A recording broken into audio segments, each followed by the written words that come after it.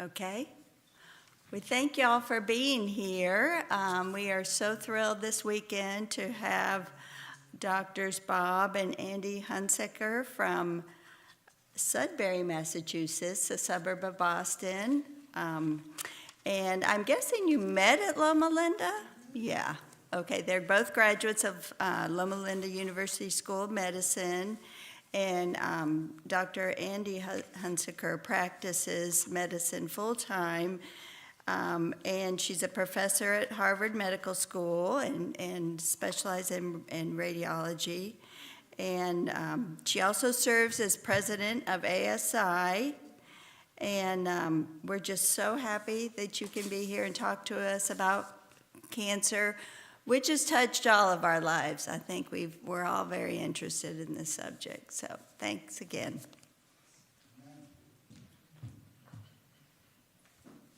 Thank you so much for that gracious introduction. You might wonder why I chose this particular topic, and it's because it's a devastating topic. No one wants to go to a doctor's office and be told that they have cancer. Now, I'm a thoracic radiologist, and so what I do sometimes, the referring physicians, the thoracic surgeon, will call us in and say, can you tell my patient that they have cancer? Well, I'm thinking now, I am the one that sits in the dark room and makes the diagnosis. I don't have a relationship with the patient. And so that's always an uncomfortable conversation.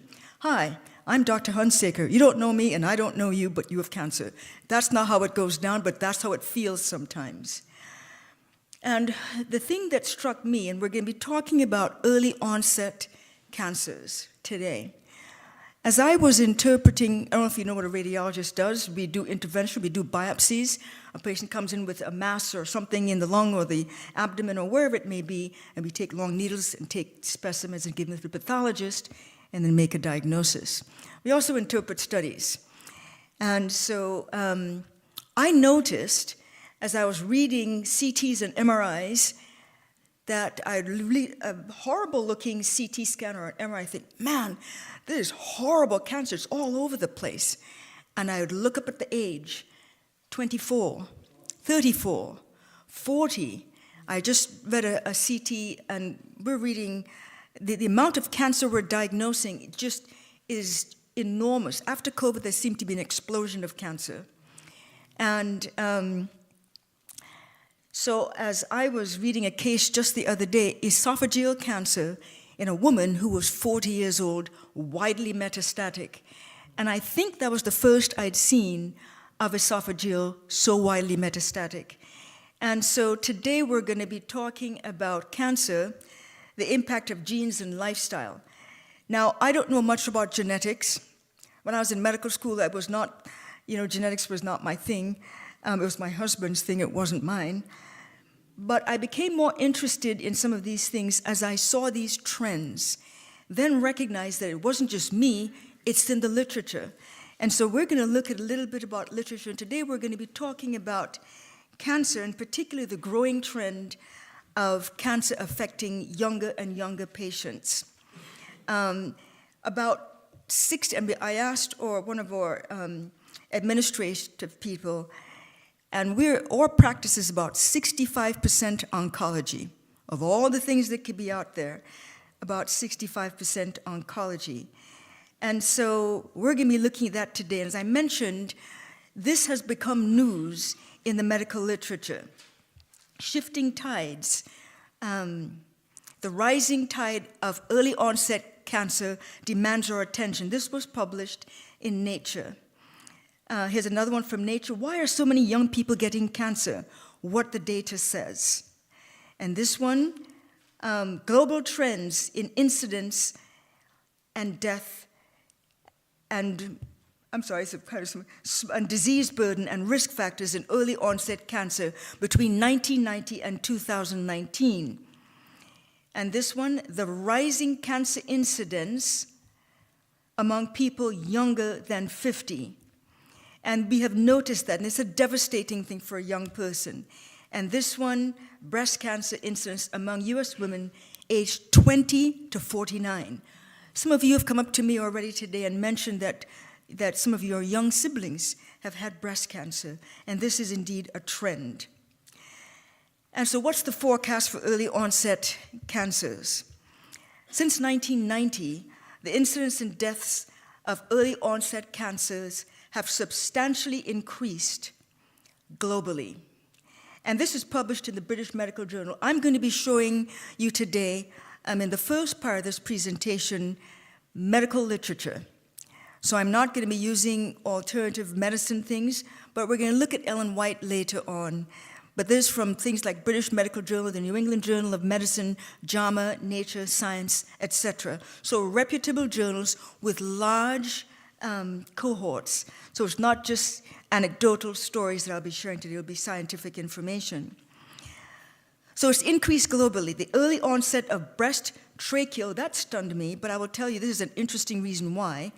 Bronchus and lung, stomach and colorectal cancer showed the highest mortality burden in 2019. And there's going to be a global presentation that I'm going to be showing you today, and so this is going to be worldwide.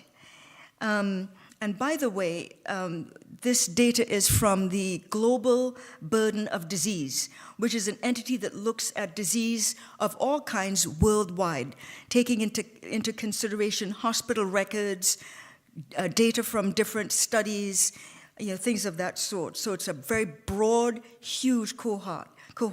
The projections indicate that the global number and incidence and deaths of early cancer would increase by 31% and 21% respectively in 2030. So the incidence will increase by 31% and the deaths by 21% by 2030.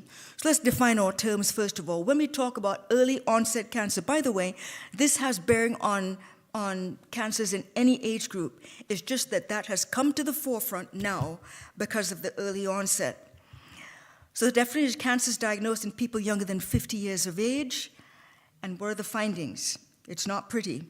79.1% increased incidence of early onset cancer since 1990, and a 27.7 early onset cancer death since that time.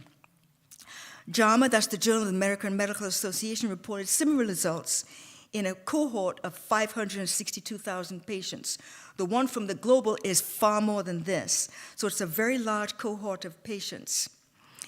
Now, the British Medical Journal, as I mentioned, was based on the global burden of disease. And I mentioned this is not just a small thing, this is worldwide accumulation of data studying all sorts of diseases. It could be heart disease, it could be asthma, all sorts of things, but cancer has crept into this particular cohort as well because of the seriousness of the situation.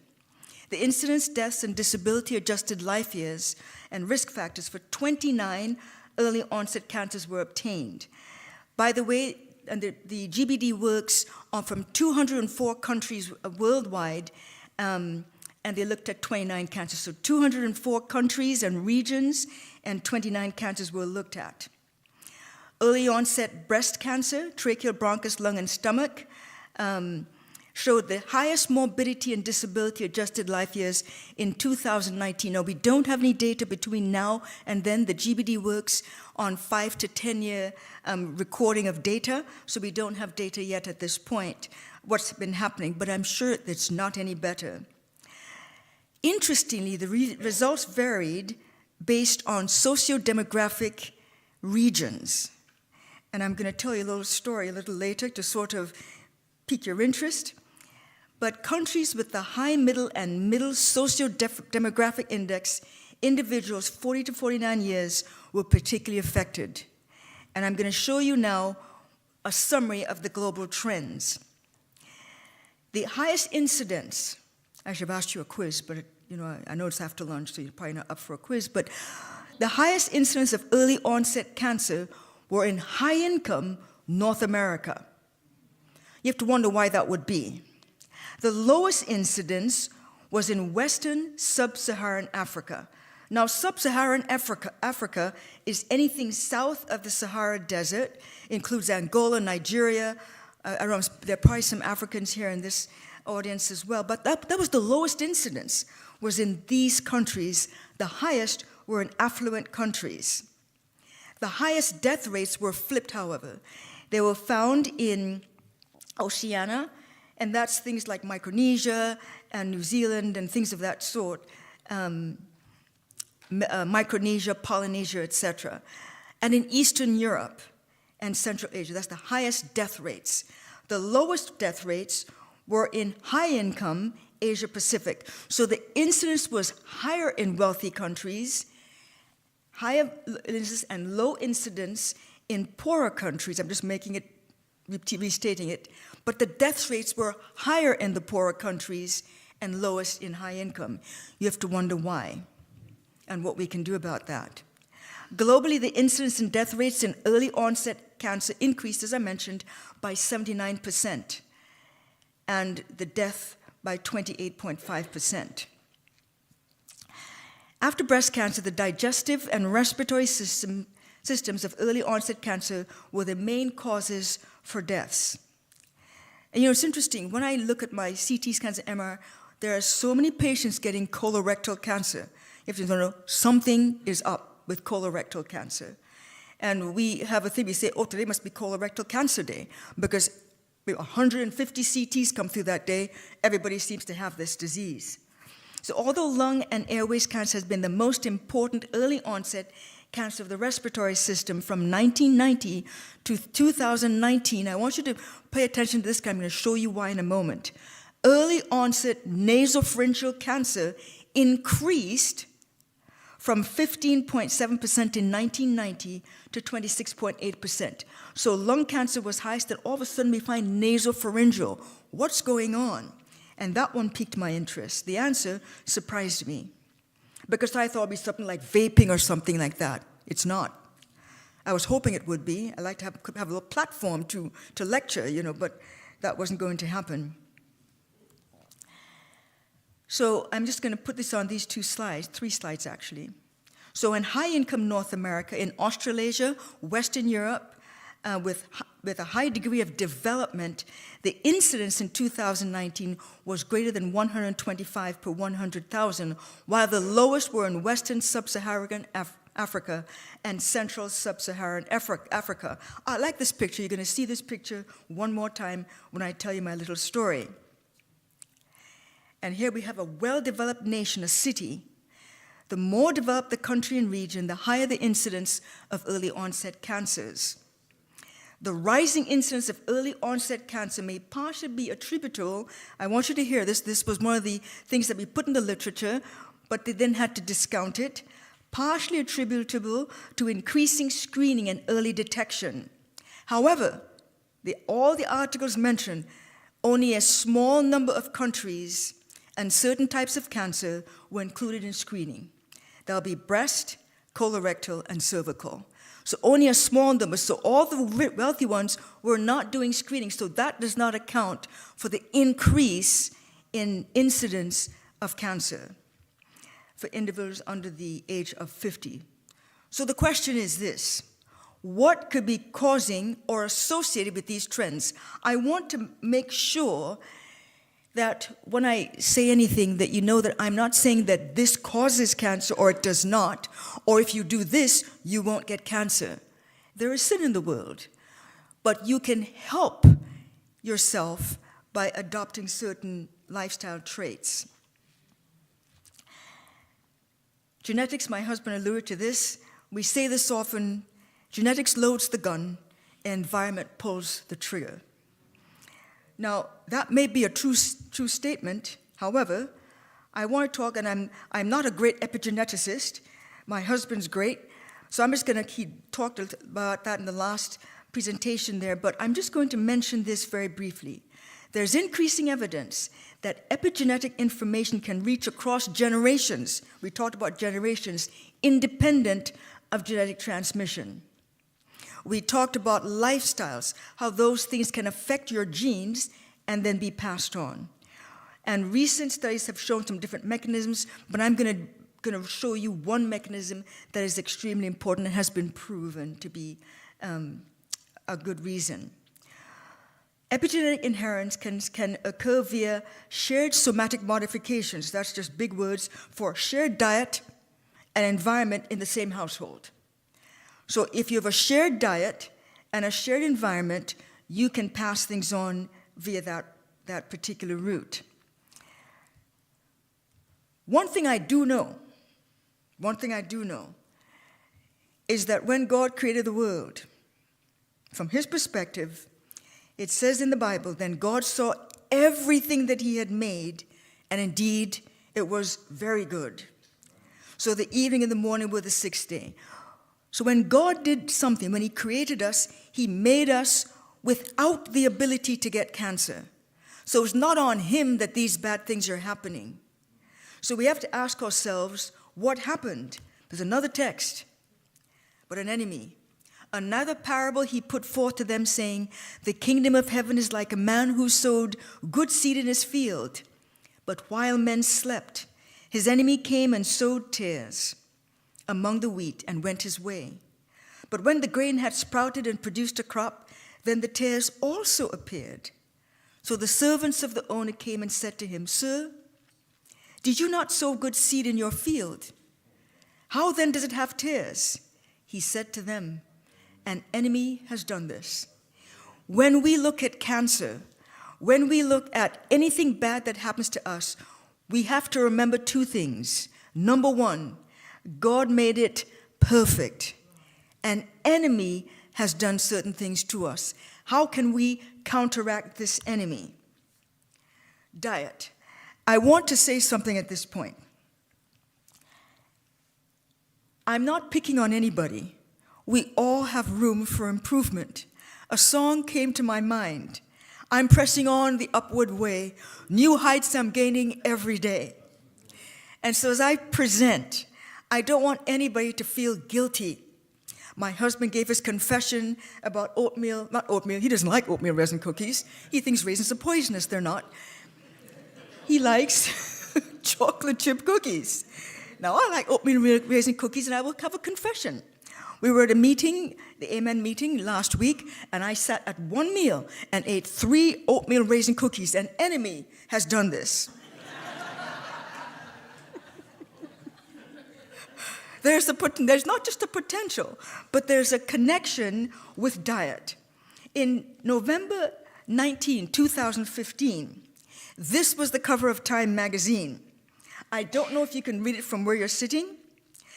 The title it says, The War on Delicious. Now, praise God, I was raised a vegetarian. In fact, we were raised plant-based, didn't even know what that meant. We ate red beans and rice, gluten, homemade gluten, more beans and rice, bean sandwiches, red bean sandwiches, not crushed, but falling out of my mother's homemade round bread. I was raised healthy. Then we discovered, they're eating, what are those? Twinkies, what are those? But we didn't get to eat Twinkies. The war on delicious. And then it says up in the corner, hold the bacon. Let's see if I can't read from back here. It says, oh, my word is too small. It says something about, now what America? What are we going to eat? This processed foods. In 2015, it suddenly dawned on somebody, this is bad. But when did that begin? It was not in 2015. It was back in the late 19th century, early 20th century. And as you can see, this is an old image, which I got from the internet.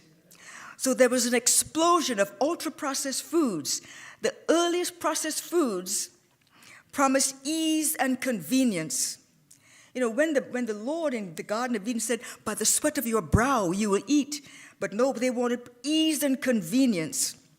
The evolution and explosion of ultra-processed foods has become one of the greatest health threats of our time.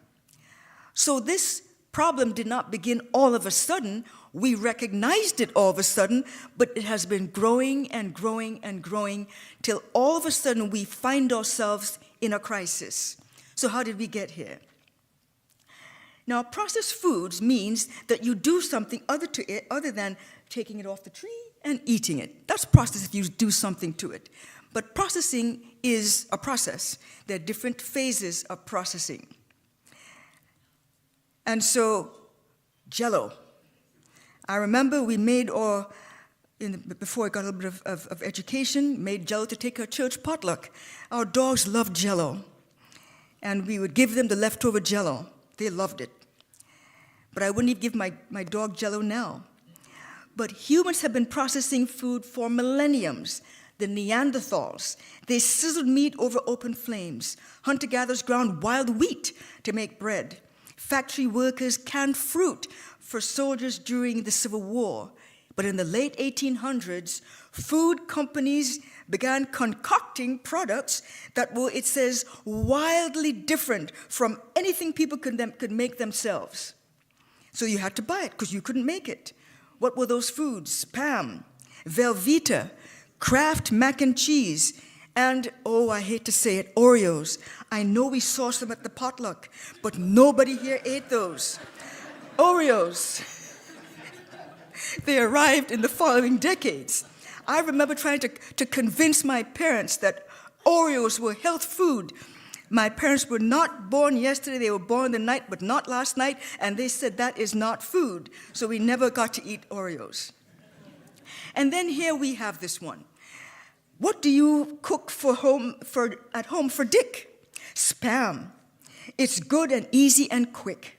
Spam and spaghetti. Spam and scrambled spam. It says good food. Was it?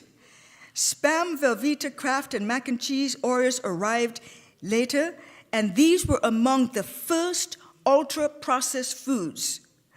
I want you to tell me what is in the middle of an Oreo cookie. I bet you don't even know. I don't know. It's something white and sweet. Who knows what it is? Experts could formally call them, it said these were among the first ultra-processed foods, though experts wouldn't formally call them that until many decades later. These foods dominated the American food supply. The problem was, it was not meant for homes. It was meant to be used in the wars. World War I and World War II, they were trying to give the soldiers shelf-stable foods like powdered cheeses, dehydrated potatoes. I know what those look like. They come in a box. You put some water or something, and all of a sudden they fluff up and become mashed potatoes. I don't get it. Canned meats and melt-resistant chocolate bars. I don't think I've seen one of those. These were delivered to feed the soldiers. New additives like preservatives, flavorings, and vitamins were infused into them, as if that would make them better. And they were packaged in novel ways to withstand hard helicopter drops, wet beach landings, and days at the bottom of rucksacks. These eventually became popular in households after the wars. The emphasis shifted from convenience, from health to convenience. Here's my picture of Oreos. Had I known that I would see these at the potluck, I would not have put them on my slide. I apologize. I don't blame you. After the war, food companies realized that they could adapt this foxhole cuisine, they called it. I would think that that's kind of a high name for this kind of material that they ate, cuisine, into profitable convenience food for the masses. They targeted marketing campaigns and that convinced homemakers. Now, homemaker made home. My mother made everything from scratch, including bread, everything, and our clothing. We didn't like it. Marketing campaigns convinced homemakers that these products offer superior nutrition, save time in the kitchen. And they had artificial flavors and additives and techniques like hydrogenation. These led to creation of foods that we now recognize as ultra-processed. Another thing happened. By the 1970s, innovations in fertilizer, pesticide, and crop development, along with farm subsidies, led to a glut of grain. Corn and wheat supplies roughly doubled between 1970 and 1990, and those grains were then transformed into cheap ingredients found in ultra-processed foods. High fructose corn syrup, vegetable oil, and modified starch. Some of you at the potluck saw me squinting at the ingredients on that stuff we were to put on the bread. Now I like my favorite food in the world is bread. Some people think my favorite food is the margarine that you put on the bread because I put so much of the margarine on it. But I want to see, can I heat my bread with this substance? This cute little girl.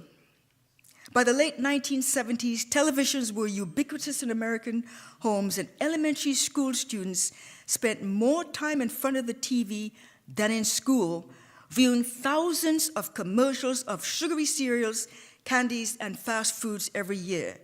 This cute little girl eating these beautiful Fruit Loops. I didn't get to eat those growing up, but Bob did. His mother made the mistake of sending him to the store when he was 4 or 5 years old, and he and his brother said, "This is our chance," and they went down and they bought Fruit Loops. Much to his mother's horror and dismay when he got back home. I don't think you got punished, did you? I'd have made them take it back, but they didn't. So ultra-processed foods. Our reliance on ultra-processed foods was decades in the making. This didn't just happen overnight. I just took you through from the 1800s to 2019, actually 2025. And the sad thing about it is because this was decades in the making, it could take decades to reverse. My next statement there, I don't want you to think I support this person, but I do support this statement. In 2025, Health Secretary Robert F. Kennedy Jr. called ultra-processed foods poison and a major cause of poor health among Americans. I want to tell you a little story. As I said this morning, for those of you that are new to our church, we have a church organizational structure, and it's called the General Conference. We meet annually at annual council at our headquarters in Maryland. I happen to be on the GC Executive Committee, and this year they had some wonderful food, delicious. All the world leaders from all over the world come to annual council, to the world headquarters. I was standing in line one day for my lunch. Now, they had wonderful lunches. They had themed. So one time it was Indian, one time it was Greek, and one time it was some Asian thing. The next time, it was Southern comfort food. That's why I'm telling you this story. I was in line with 4 of my friends. Cammie was here, Kathy was here, another friend over here. And we were going through the line. A tall African gentleman interposed himself between myself and Cammie. And he looked intently at the food before him. They looked at Cammie's plate. He looked at the food in front of him. There was a large bowl of white substance that he'd obviously never seen before. It was fluffy. And she took a scoop, put it on her plate, and there was some brown liquid next to it, and she put that on top of this. And he looked at her and he said, "What is that?" She said, "Potatoes." He said, "Potatoes?" She goes, "Yes, mashed potatoes." "Mashed?" "Yes," she explained, "you mash it up, etc., etc." And he said to her, "What's the brown stuff?" She said, "Gravy." "What's gravy?" "Oh," she said, "that makes it delicious."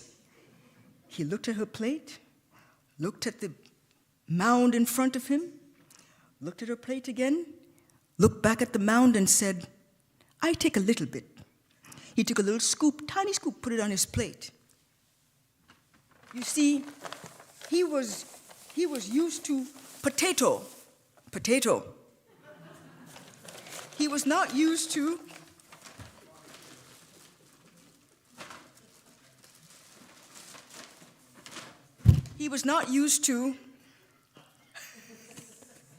potato.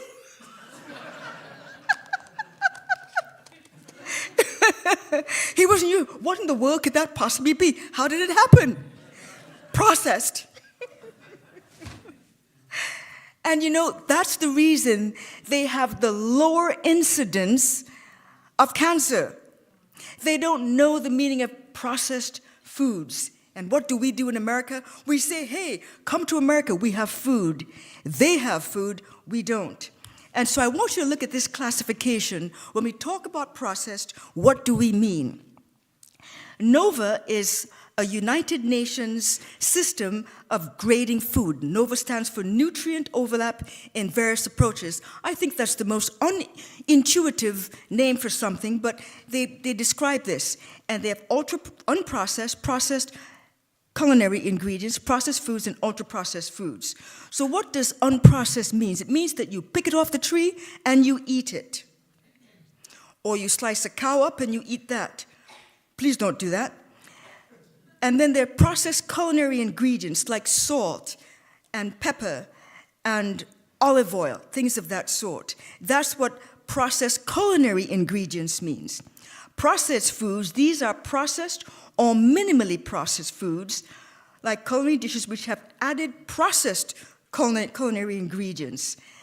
And that's all bad. Ultra-processed means unrecognizable. That's all I can say about that. Totally and completely unrecognizable.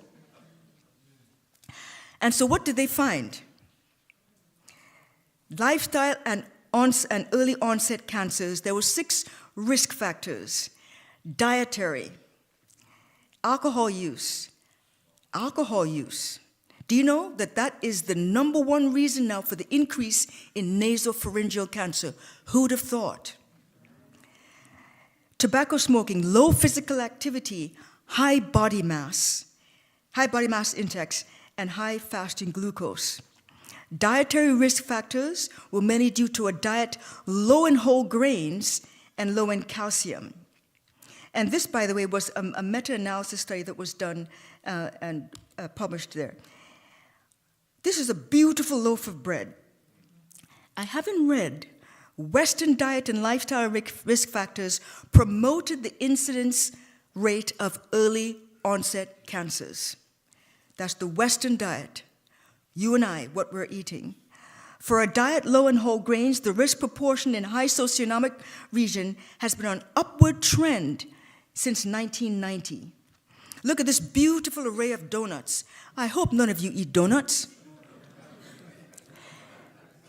These are beautiful. They make them this way for a reason. They capture you.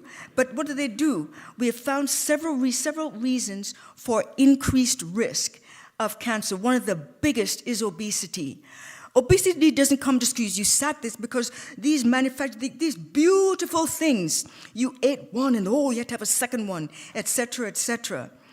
And so obesity, sugars, 152 pounds per year is what we eat. And these are sugars that are highly refined carbohydrates. And then we have highly processed foods loaded with salt. The average American eats 3 pounds of salt per year.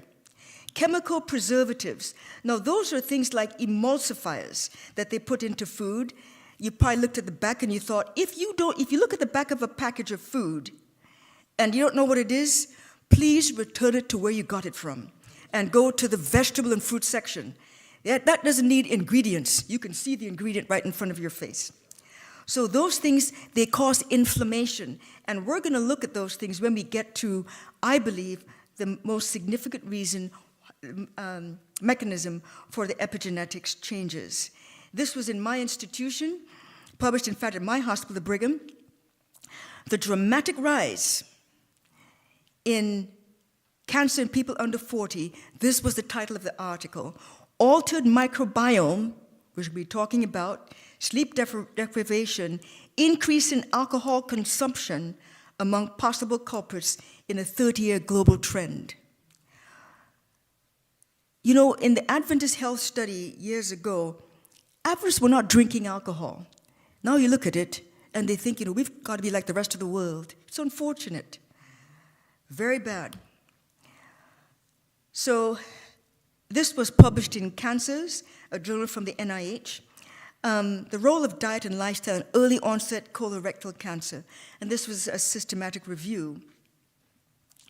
They looked at exogenous dietary and lifestyle risk factors associated with early onset colorectal cancer, looking at potential involvement of these risk factors in epigenetic and microbiota modifications. And we're going to look at the gut microbiota in just a moment.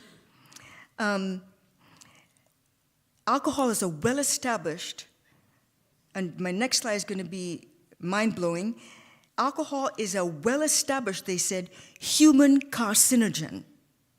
And consumption is associated with increased cancer risk and cancer recurrence. It is estimated that 5.5% of new cancer diagnoses and 5.8% of cancer deaths worldwide are attributable to cancer consumption. Recent estimates for the United States, so that was worldwide, and the United States are very similar. 5.6% of cancer cases and 4% of cancer deaths attributable to alcohol consumption. Also, alcohol consumption can be detrimental to the healing powers of the cancer therapies that are given if you should unfortunately get cancer, and they can prolong your recovery. Overall, alcohol is classified as a Group 1 carcinogen by the International Agency for Research on Cancer. That should cause people to pause who drink alcohol of any kind. It's a Group 1 carcinogen. Group 1 carcinogens are exposures and substances where the scientific evidence provides sufficient evidence of carcinogenicity. And alcohol can cause several different things, not only liver and esophageal and et cetera, but even breast. So very important. And so those of you that don't drink alcohol, hope no one does, yes, there's something for everybody. We had Oreo cookies, now we have cheese. Here it is. Artificial sweeteners. What do artificial sweeteners do? They're very inflammatory, and they change the gut microbiome, leading to dysbiosis and inflammation. Dysbiosis means the loss of harmony and balance within the gut, and it occurs when we damage the gut microbiota. Very important. Unhealthy fats, chips. They're not a staple food. They're delicious, but chips and cheese, dairy, margarine, coconut and palm oils. One of the things I try to do when I buy my, quotes, margarines, is make sure there's no palm oil in anything I buy. And I recently decided to do that. Fried food, I know this is Southern comfort food, but fried food, animal proteins, all of these promote inflammatory microbes. One of the things I want to point out is artificial sweeteners are much worse than sugar because they actually induce change in the gut microbiome. We're going to look at that very shortly. Unhealthy fats, these are saturated fats that we see in some of these chips and cheese and dairy, et cetera, et cetera. Unfortunate. So on top of all that, there was a war declared on carbohydrates. Carbohydrates are bad. Remember we had that diet with the keto diet where you eat fat and protein and things like that. Destroys your kidneys, actually. And so what was that war? There's a certain thing as a carbohydrate quality and human health. This was a study that was done and reported in JAMA. And prior to the mid-20th century, carbohydrates were principally regarded as an energy source. So the nutrition recommendations were that carbohydrates should contribute to the energy deficit only after you finished eating your fat and your protein. I want you to notice the pasta here is white. Bob and I cleaned out our closets years ago of white pasta. We use only whole wheat pasta because it's whole grain. From the 1960s, carbohydrates were seen as causative in type 2 diabetes. We now know it's not, has nothing to do with carbohydrates, but with meats, high-fat foods. That's what causes diabetes, type 2, not type 1. Obesity, heart disease is what they thought carbohydrates did. This prompted the World Health Organization in 2015 to recommend a less than 10% intake of carbohydrates and some less than 5%. Are carbohydrates the problem, or is it something else? Epidemiologic, and some of you may have heard of Dr. Burkitt. You know, he was a missionary and a scientist, a physician that was in Africa. Notice something. Now, I'm a physician, so there are things that I can say that you oh my word, but they noticed the difference between the stools, between the Africans and the Western. The stools were different. and the people were healthier. What in the world? So epidemiologic observations, largely in Africa, 50 years ago suggested that processing of cereal-based foods, that's grains, with removal of what came to be called dietary fiber rather than excessive intakes of sugar were the key determinants of cardiometabolic and large bowel diseases. Until relatively recently, little attention was given to starches and dietary fiber, the other major components of dietary carbohydrates. This was published in The Lancet. This was a meta-analysis looking at 243 studies, 185 of which were prospective and 58 were randomized clinical trials. By the way, if you want the references there at the bottom of my slides, you can look these papers up yourself. The study was commissioned by the World Health Organization to inform the development of updated recommendations regarding carbohydrate intake. They looked at a couple of things: all-cause mortality due to coronary heart disease and stroke, and then the incidence of coronary heart disease, stroke, type 2 diabetes, and colorectal cancer. Other important outcomes, including cardiovascular, were all kinds of adiposity, that means fat-related cancers, breast, endometrial, esophageal, and prostate. So they looked at the outcomes with those. What did they find?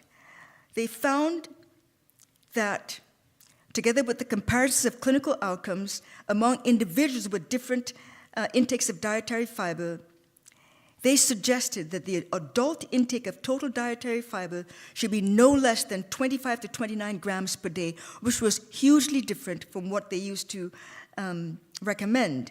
It's important to know that cancer requires unchecked multiplication and growth, and fiber has in it the ability to, when it is broken down, become short-chain fatty acids. Those are important in preventing certain cancer-causing enzymes from functioning. I won't go to the names of it because you won't remember. I barely remember it half the time. But that's very important. Many of the chemotherapy drugs that are used now and the immunotherapy drugs are aimed at this particular enzyme. It's called histone deacetylase, HDAC. I just said it once. So those therapies are aimed at that, but we have the ability to eat fiber that would then produce short-chain fatty acids, which would act in much the same way to cause the cell death of cancer-causing organisms. Prospective studies show striking reductions in and dose-response relations with all-cause mortality and total cancer deaths when the fiber intake was increased. And in several of these, it was linear, which means that the more fiber you eat, the more you're able to help mitigate either the occurrence or the severity of your particular cancer. So again, risk factors for early onset breast and lung cancer globally. These were alcohol use, tobacco, diet high in red meat, high BMI, physical inactivity. For lung cancer and airways cancer, tobacco smoking was the most important risk, followed by a diet low in fruits and high in plasma glucose. For colorectal cancer, the risk factors were dietary risk factors, alcohol, tobacco smoking, etc. You get the picture. They're all coming to the conclusion that there's something about a high-fiber diet. You do not get high-fiber diet from animal-based substances. That could be meat, it could be cheese, it could be any kind of dairy. Whatever it is, you don't get it from that. And those results are not surprising because we were fearfully and wonderfully made. A couple of milligrams of medicine will never be able to overcome the effect of what we are eating or not eating. Each of us consumes an average of 3 pounds of food per day. That is 1,000 pounds of food per year, 80,000 pounds of food in our lifetime. That sounds like a ton. These 80,000 pounds matter because an ounce of prevention is worth a pound of cure. The greatest detriment to our health is the foods we choose to eat. It's not somebody else. It's not my genes. It's what am I choosing to put into my body? Now, why would that be? Our diet is also the greatest determinant of our gut microbiome. I don't know how many people we have here from Uchee Pines, but this is extremely important. Let me make a couple of definitions. The microbiota is the community of microorganisms living inside of us. Yes, we have thousands of millions, actually, of bacteria, good bacteria, living inside of us. The microbiome is their genetic code of the microbiota. We have the ability to change the genetic code of the good microbiota that are living in us, that the Lord put there. 39 trillion microorganisms in our colon, most of them bacteria. The microbiota are the workhorse of human health, and it takes as little as one bite of food to change your gut microbes. Not days or weeks, one bite. But you can control what you bite into. This is the colon, by the way. Gut microbes work on food biochemically and transform it. So healthy bacteria are called probiotics. Obviously, there's a pro, there's a pre. Prebiotics is what you put into your mouth. So you can put in ice cream. I won't mention Oreos. I'll mention my weakness, oatmeal raisin cookies. You can put in all sorts of things, highly processed foods. They affect our microbiota. The health-promoting compounds created by our microbes are called postbiotics. So there's prebiotics, what I eat, the probiotics, which is the microbes living there, and the postbiotics is the compounds that those produce once they're fed correctly. The health-promoting compounds created by our microbes are called postbiotics. Similarly, unhealthy foods feed unhealthy microbes, which create compounds in our body which inflame our body. You know, it's interesting, we found out in recent years, of course, that heart attacks are caused by inflammation in the vessels. Inflammatory, we do not put enough emphasis on the significance of inflammation.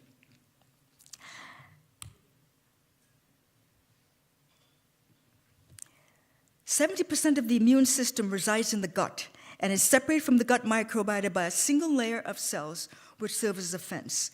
But the two work together for us.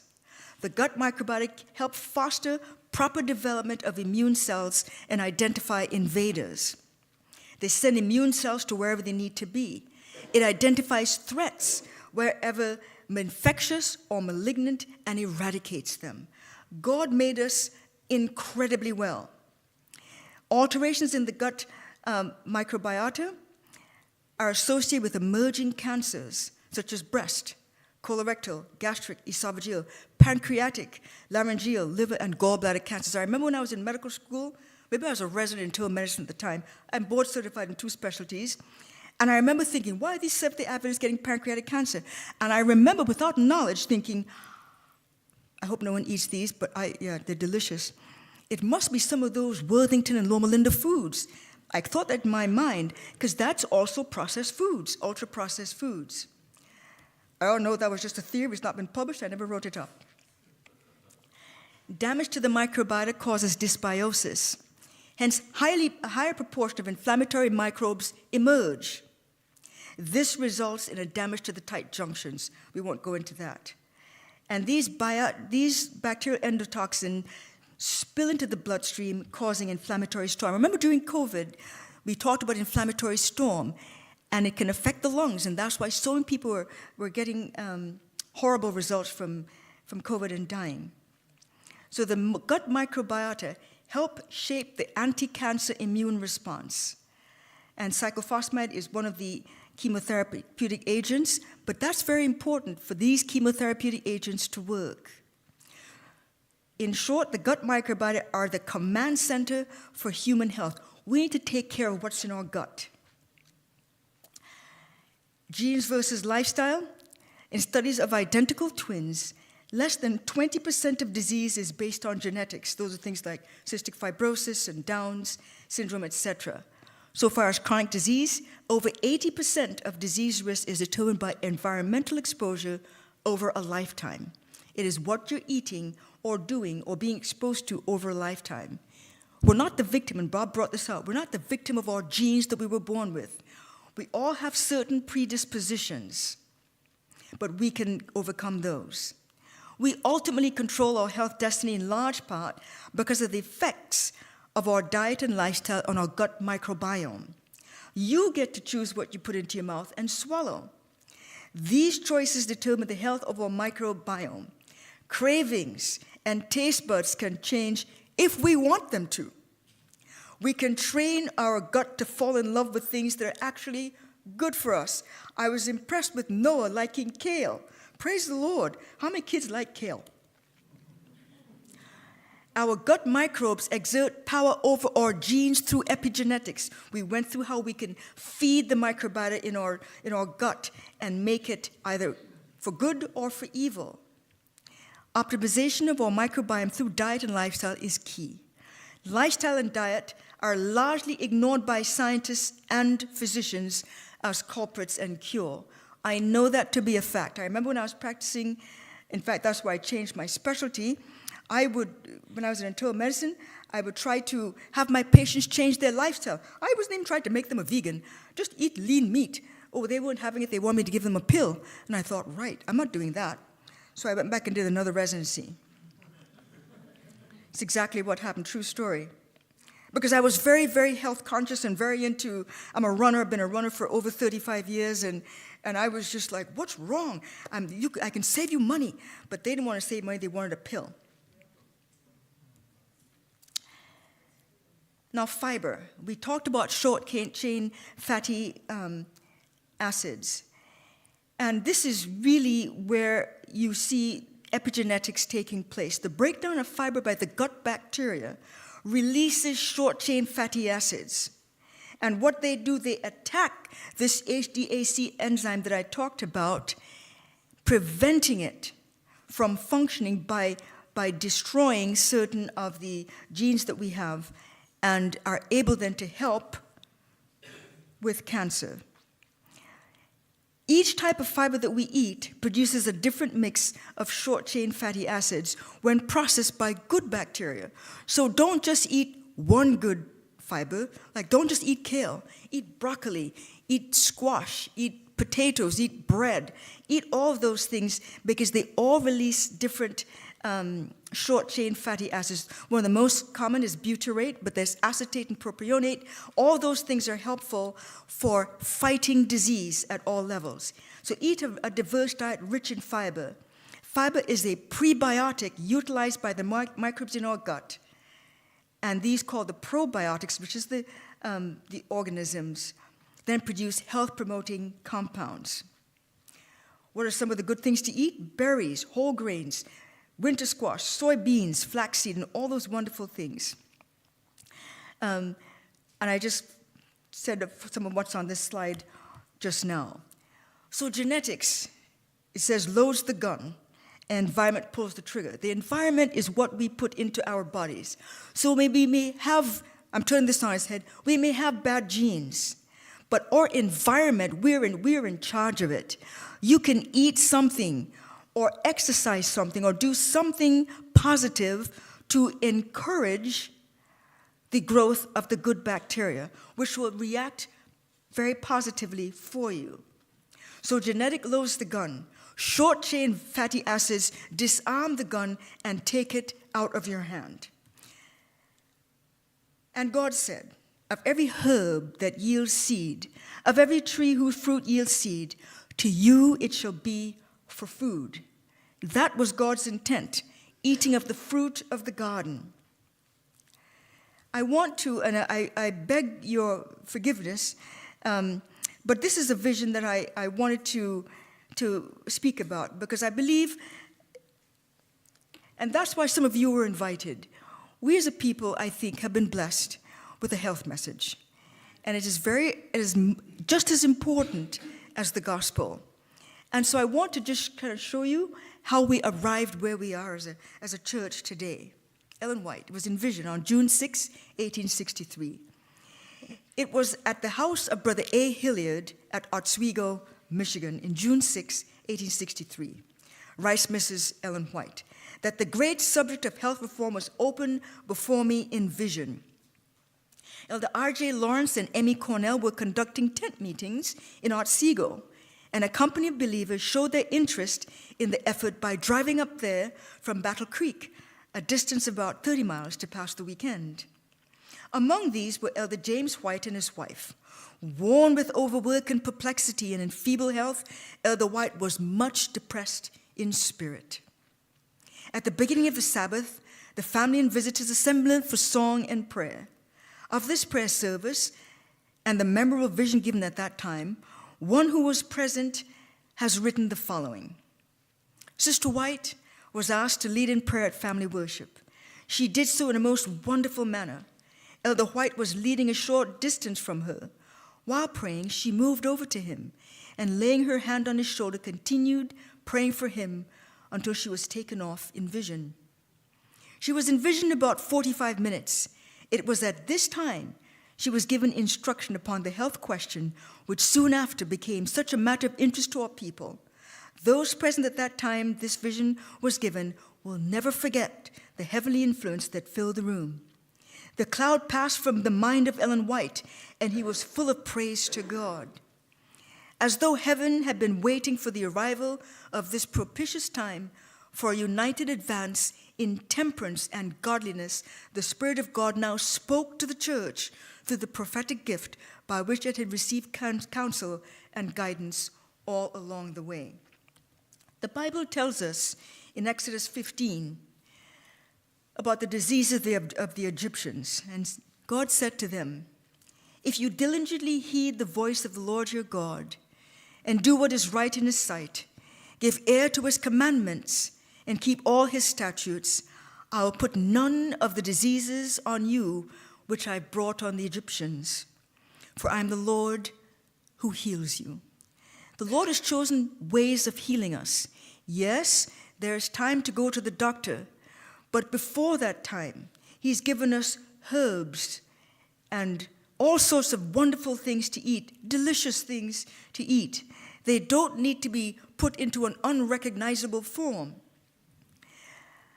The health message is important because she likens it, and I'm going to talk about the relationship between the medical missionary work, that's the health message, and the third angel's message. Medical missionary work is the right hand of the gospel. It is necessary to advancement of the cause of God, as through it men and women are led to see the importance of right habits of living.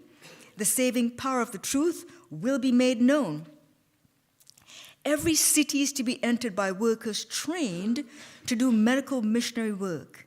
As the right hand of the third angel's message, God's methods of treating disease will open doors for the entrance of present truth. Combine medical missionary work with the proclamation of the third angel's message. Make regular, organized efforts to lift the church members out of the dead level in which they have been for years. Send out into the churches workers who will live the principles of health reform. Let those be sent who can see the necessity of self-denial and appetite, or they will be a snare to the church. See if the breath of life will not then come into your churches. A new element needs to be brought into the work. God's people must realize their great need and peril and take up the work that lies nearest to them.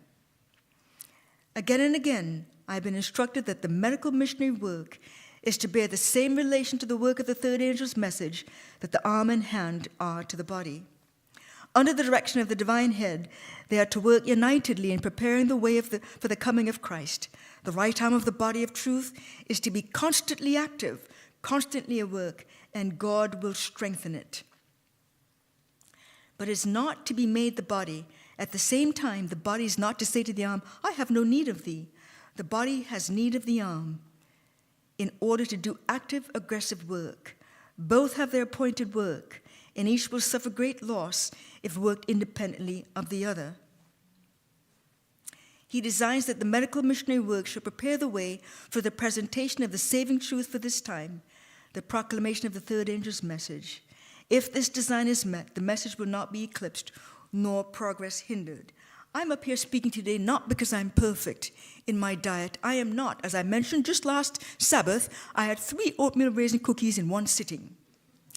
But the Lord is not finished with me yet.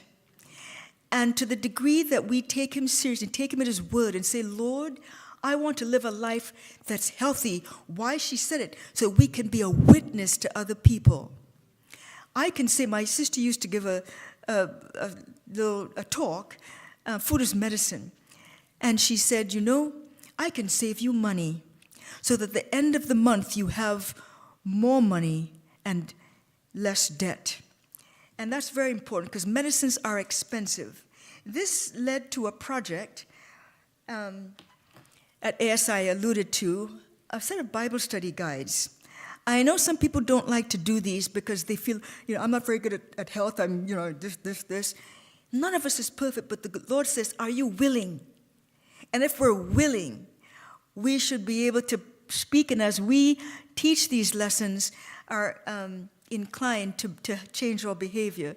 They're called the New Beginnings Health and Bible Study Guides. There's a QR code for a short video. My twin sister did some of the videos, as well as Reese Rafferty. And I want to give you a short little, I was going to bring a clip, but I forgot. But we do interesting things. For example, when we talk about the first angel's message, we talk, actually the second angel's message, we talk about Babylon and confusion. We talk about the Impossible Burger and Beyond Burger. And that's not food, it's Babylon. It's not, it's highly processed. When you look at the ingredients, like, what in the world is this? And unfortunately, it's meant to transition people from the meat-eating people to people that will be vegetarians. But the problem is, they may stop there. And all you have is chemicals, lots of chemicals. It's a patty of chemicals.